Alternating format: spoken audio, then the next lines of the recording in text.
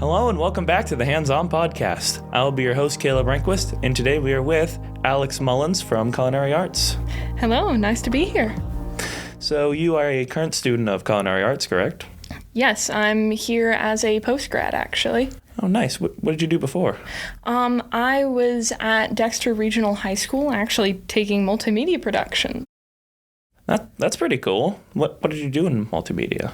I helped to work on the currently unpublished movie that Gabe Talbot was working on, but otherwise I did work with the Steadicam for the Newport videos as well as one of the Energy Systems Technology videos. Nice. So what are you guys currently doing in Culinary Arts? We are currently making gingerbread houses. So we're going through the process from the beginning of making the gingerbread and the royal icing to taking it all the way to having a finished product. That's pretty cool. So what's the process like of making the gingerbread houses? Currently, we're just after getting the gingerbread itself baked, but first we make up our gingerbread dough and then set it into the walk-in, and then we take it out, roll it out with our templates, and then we'll take and bake it. But as it's baking, we'll take it out and then cut out little frames for the windows and fill it with candy so that they are nice and see-through. So what other stuff have you done in Culinary Arts so far this year? A couple weeks ago, we made little gingerbread cookies and helped little kids to decorate them. We also did the Dexter Kiwanis breakfast last Friday. We have also... Hold on, give me a moment. Yeah. We also did pumpkin carvings earlier in the year, which you all might have seen on the Facebook. But... yeah. It's just mostly little things like that. We tend to make sweeter things and pastries, but we'll also make lunches for all the culinary students. Like today we had a quiche. That's nice. Do you guys ever cook food for the students? Currently not really. We usually cook food for ourselves, but I think that there's a weird issue with the high school where we can't do it, where we would be competing with their lunchroom. So unfortunately, we don't really get to make food for all the students. Now, I do know that there are some occasions that are kind of different. Like a couple weeks ago, or actually probably about a month ago at this point, you guys made pizza. Yeah, we did make pizza, and I think that was for the perfect honor roll? Perfect attendance. Yeah, perfect attendance. I got one, and they were really good. And yeah, that's about all I have to say about that. They were really good. Yeah. You guys do great work down there. Thank you. Yeah, we've gone in there a couple times. You guys are always working pretty hard down there. Yeah, it's every day is... You're always up on your feet, and even like from smaller measurements, we can get up to 8,000 steps in a day. That is ridiculous. Yeah, it's a very active program. Yeah. So what's the average day like? Well, we'll head in and get kind of our wash basin set up, the dishwasher set up, and then we'll just kind of be flung into whatever we're doing for the day, like gingerbread houses. Sometimes other students will be pulled aside, like I was today for working on the quiche, but usually we just kind of get straight into whatever we're doing, and then by the end of the day, well, by lunch, we just kind of take a little break, and then we start to clean up after lunch. The dishes and stuff, how do you deal with those? We have a Hobart dishwasher. So what we'll do is we'll put them all on a tray, make sure that they're not overcrowded, and then run them through the dishwasher. But if something needs to be hand washed, we'll take it through the 3-basin sink where it gets washed, rinsed, and sanitized. So do you have specific people who do it, or is it just like a random person does it every class? It's that we all try to pitch in and do it. Like when we're over there, we try to run a tray through each of us so that it isn't overloaded on anybody and that everyone can take part in what we're learning in the class. That's pretty cool. You don't try to put too much work on one person, but you also try to make it so that everyone gets the experience. Yeah. That's awesome. Have you earned any certifications from the class yet? We are currently working through OSHA 10, but we did our Search Safe food handlers before we were able to get into the kitchen and start cooking. And then later in the year, we're going to start on Serve Safe management. And what is that? Serve Safe management is one of the things that you can go in and just kind of make sure that a restaurant is working properly. Like if you had Serve Safe management and you were working in that kitchen, then if a health inspector came in, then you would be the one to lead them around and kind of make sure that everything's in tip-top shape. If nobody has Serve Safe management in their facility, they're going to get shut down. Yeah. Well, thank you so much for being on the show, Alex. Thank you for having me. I am here with Chef Chris Whitman, the instructor of the Culinary Arts program. Welcome to the show. Thank you. So what exactly do you do at Tri-County? Well, as a culinary arts instructor, I teach students entry-level skills that they could use out in the food service industry. So what exactly does that kind of entail? Well, there's a lot of knife work involved, identification of equipment and proper usage of it, usage of all various pieces of equipment in a kitchen: grills, fryolators, scales, various things. But they learn how to identify the smallwares and how to correctly use them and how to maintain them, as well as the large tools and equipment. They need to be able to operate it safely without hurting themselves, and while preparing food that's going to be sellable. How long have you been in this culinary arts industry? I started out back in the early 80s as a culinary student at Job Corps back in 82, and I graduated from there in 84, and I went right into the restaurant business, and so I've been there ever since. So what kind of stuff did you do before coming to Tri-County? Did you just cook in kitchens? Did a lot of cooking in all various types of kitchen operations. Started out as a prep cook, worked my way into being a breakfast cook, rounds cook. Then I moved up to positions where I was working as a saute cook, broiler chef, sous chef, which is where you're in charge of various kitchens when the chef is not there, and then I actually was running and managing kitchens as well. What do students learn in this program? The students learn how to work various types of food items, work while working with the various pieces of equipment. Today, like we made homemade waffles with chicken tenders, fried chicken tenders topped with bacon bits and maple syrup. Changes from day to day depending on what we have going on. Students enjoy coming to my class because it's hands-on and they're able to produce products, see the product, taste the product, and able to see it presented. It's not like doing it out of a book or watching it on TV. Why do you think actually teaching them in a kitchen environment's better than just having them read from a book or take paper tests? Well, it teaches them how to interact with their peers, how to develop a clean-as-you-go approach, and how to systematically put things together in a safe environment. How similar is your guys' workspace to an actual kitchen in areas that you would have worked in? Well, we have a very large kitchen in comparison to some of the kitchens that I've worked in. Some are very large, some are very small. And when you work in a small kitchen, you have to utilize your space because you can't let things build up. And in a big kitchen like we have here, we can have several students having space to work. Students need to be able to feel safe And if they're crowded and bumping into each other, that's where the accidents can happen. Now, in a small kitchen, you might have 3 cooks in the kitchen, where 3 to 5, where in this kitchen, I might have as many as 12 to 15 students all working at the same time.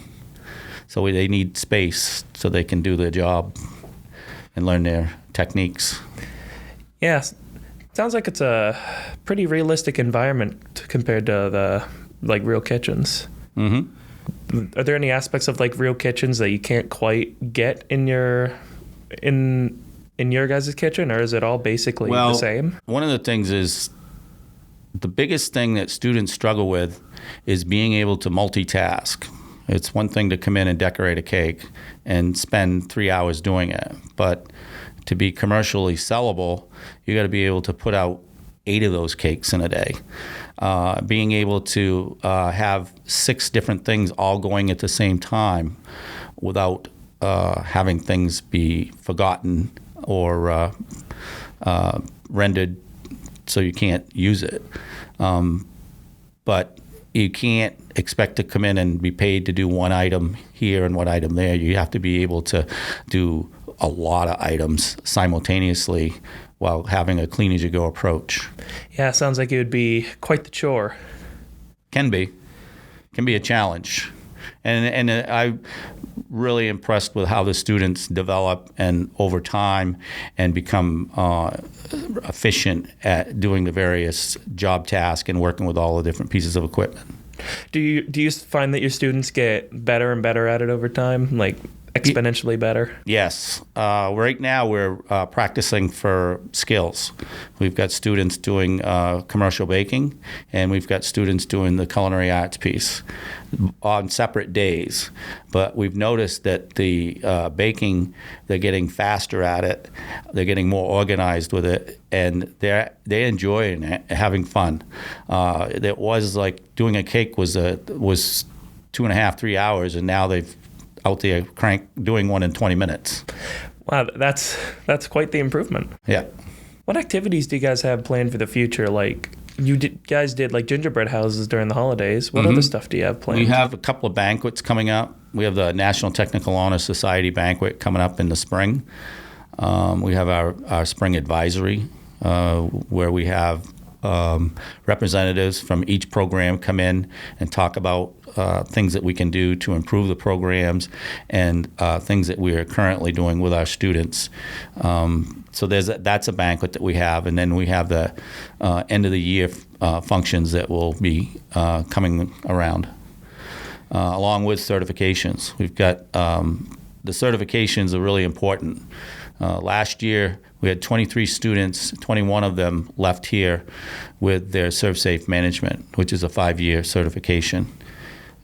So that's an awesome feat for the students. And so because we did it last year, we got to be doing it again this year. This year we have food. We have the safe food handler, which is the first certification they get. That's something that I can sign off on. Then we're in the process of doing our OSHA 10 for culinary arts. That's an industry credential. And then we'll be working on our ServSafe management, which is the 5-year certificate. And that helps students get jobs. People need food service managers in the industry, and with my student has that certificate in their portfolio, a lot of times they'll get scooped right up and hired.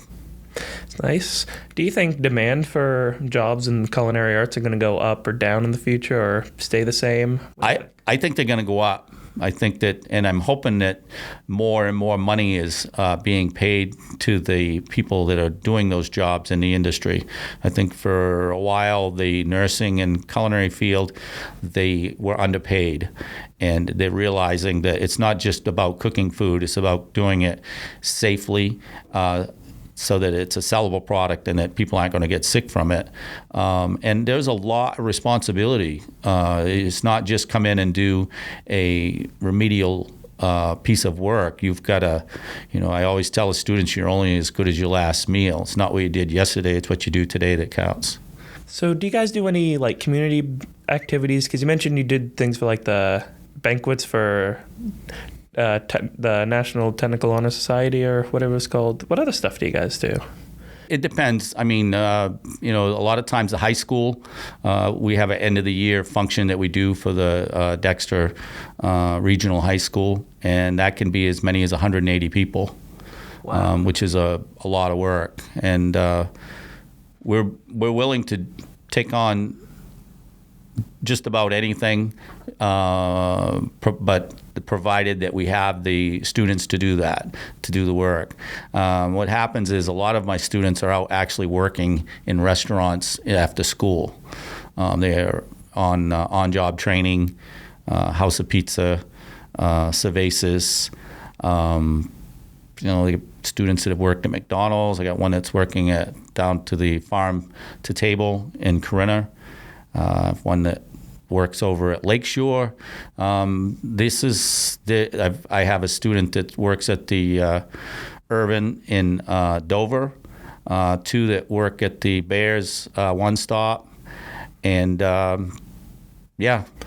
Sounds like they're pretty busy.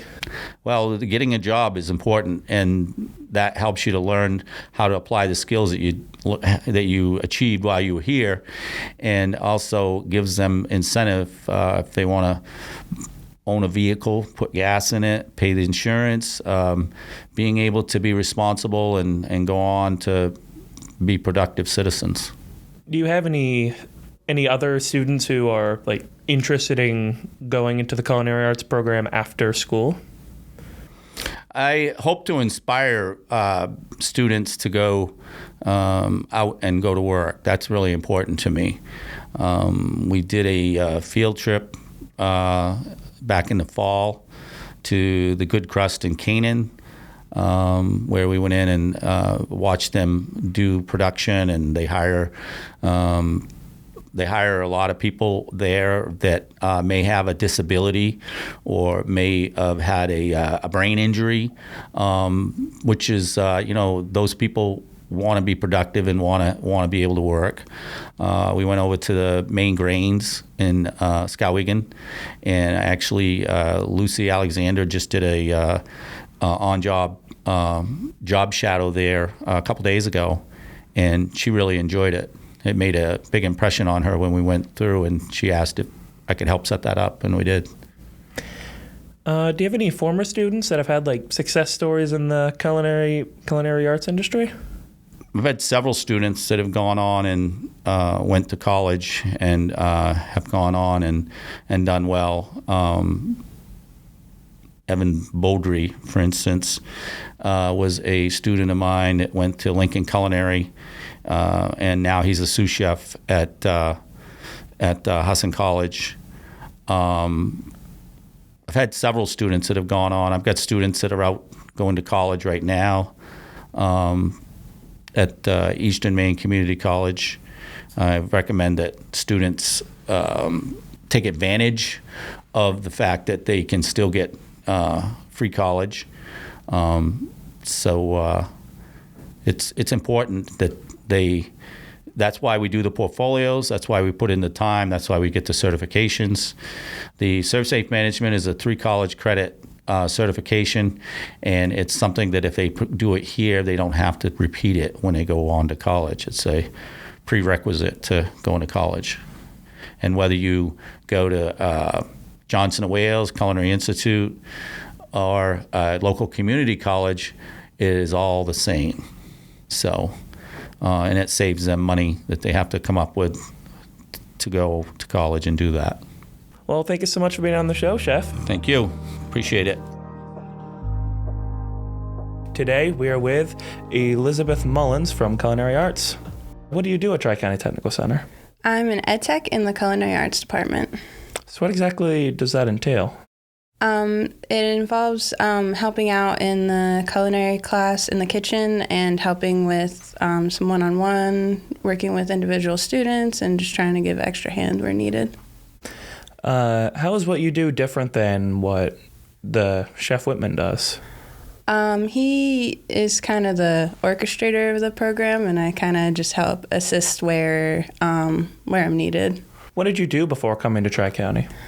I've done a lot of different things. A lot of different things? Yeah, been a little bit all over the place. I've done some working in a food pantry. I've done some farm work. I've done some working in early childhood education. What was that like? What was the working with early childhood education like? It was fun. I worked mostly with infants, so it was always a chaotic day. So it sounds like you have a lot of experience in a whole bunch of different things. Yeah. What would an average day in the culinary arts program look like? Busy.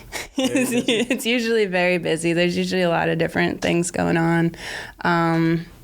We might have some students working towards making lunch. We might have some students working on something in the bakery, making bread, making cookies, pastries, a little bit of everything All the going good on a given day. Yeah. Yeah. All sorts of delicious goodies. Yeah. All the delicious stuff. Mm-hmm. What kind of things are you doing in class right now? Right now we're working on gingerbread houses.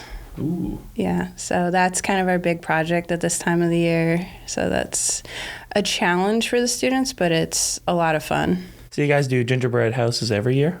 Yes. Well, thank you so much for being on the show. Yeah, thank you for having me.